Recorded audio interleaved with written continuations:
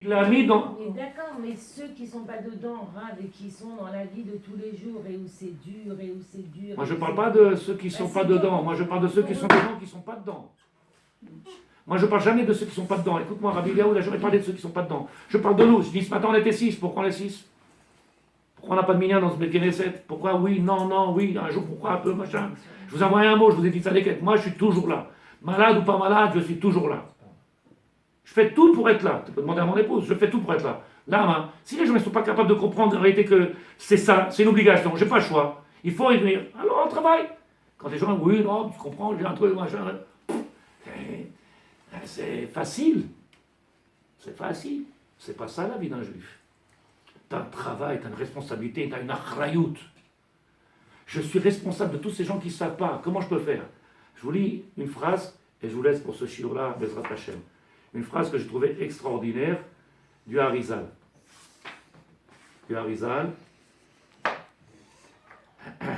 Donc en réalité, si vous êtes d'accord, la simcha de Purim, si vous êtes capable de comprendre en réalité tout ce qu'on a dit, c'est quoi la simcha de Purim? La force. La force de? Donc de passer de cette situation de force et de venir face à face avec cette simcha. En réalité, la vraie simcha d'où elle vient? C'est quand tu te retrouves panim et panim. Quand tu te retrouves. Je t'abarre chez moi. Alors, ça c'est pour une. Maintenant, je vous montre quelque chose d'extraordinaire avec les Dieu. Comment c'est marqué? Tahara, Naforu. Quand la pochette a Kouf Mem Aleph. Kouf Mem Aleph. Je finis avec ça, Bezrat Hashem. Il y a une halakha pour Purim et une halakha pour Pesach. Shulchan Aruch. Si vous ne la connaissez pas, on va l'expliquer.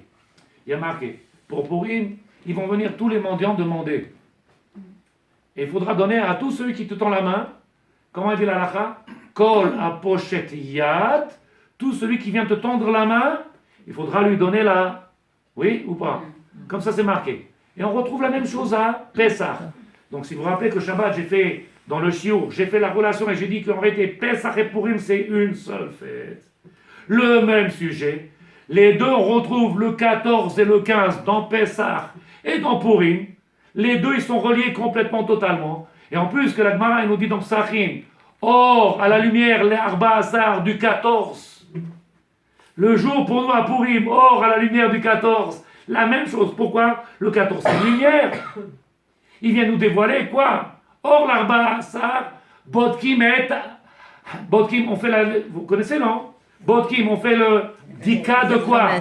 Hametz. Pourquoi le Hametz? De Haman, de Amalek. Qu'est-ce qu'on va chercher? Le Hametz dans les maisons, il n'y a pas de Hametz. Je ne connais pas une maison où il y a du Hametz. Chez nous. Ma femme, elle est passée. Chez nous. Il n'y a plus, même la peinture des murs, il faut la changer parce qu'ils ont frotté partout. Quel Hametz on parle? De Amalek, c'est Betochenu. Or, Abba, le 14, c'est la lumière de quoi? De ce Amalek qu'il y a ici en nous. C'est ça le 14. Alors écoutez maintenant, la halakha, elle dit, je vous laisse 3 minutes et je vous laisse partir. Il est tard. C'est marqué Kol pochette yad. Tout celui qui vient qui tend la main, a priori, la halakha, elle est comme ça. Il dit le Rambam. Dans la halakha de Hametz, Pesach. Il dit comme ça. Halakha le Maaseh, c'est marqué dans la Gada. Kol ditzrich yeteve Israël. Kol dirfin vedefsa. Vous connaissez? Tout celui qui a besoin qui vient et puis qui s'assoit à table. Tout celui qui. Okay? C'est comme ça dans la Gada, on lit. D'accord?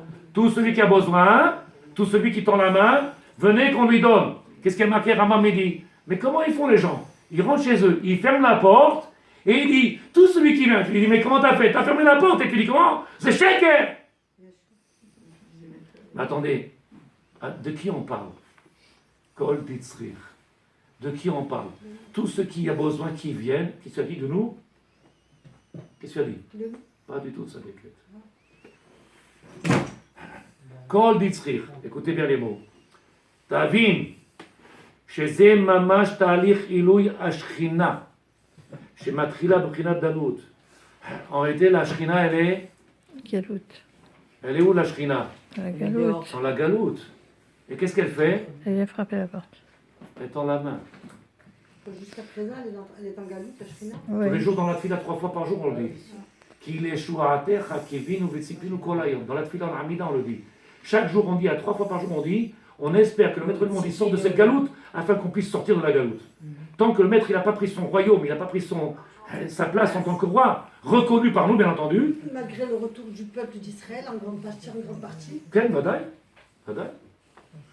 Vadaï, je ne peux pas dire ce que les autres y disent, Non. on n'est pas tous En d'accord. tout cas, moi, je ne me sens pas en galoute. C'est un marche chez moi. C'est la chaîne, quand même. Quand on regarde, Il a pas de maison. quand on regarde en réalité ce que c'est la galoute, en réalité, il dit le Rav Kook, surtout Tagan Alenu. Quand tu vois la personne à côté de toi là-bas, cette personne là-bas, je n'ai pas parlé pour dire des choses qui peuvent faire mal, mais quand tu vois cette personne-là qui fait rien, c'est la galoute. C'est ça. Parce que si ce n'était pas la galoute, tu vois celui-là là-bas que tu vois là-bas, il ferait. Et donc en réalité, il dit le Rav Kook, tu devrais avoir de l'amertume, de la douleur, des souffrances, de voir que lui, il fait rien. Oui, ça, Pourquoi? Ça n'empêche pas, bien sûr. Ça, c'est Pourquoi? certain, j'ai pas dit que c'est... Parce que Hachem, il est dans la galoute. Parce que s'il n'était pas dans la galoute, il y a Kiru, Veyidru, Kol Yoshvet Tevel. Ils reconnaîtront tous, même les non-juifs. Le juif là-bas à ta table, avec qui tu manges tous les jours, il ne reconnaît pas. Alors que si tu me parles de la galoute, mais bataille. C'est pas parce qu'on est venu sur la terre d'Israël, c'est une des étapes de la Géoula. Et la galoute, elle y est encore, il faut arrêter de se mentir.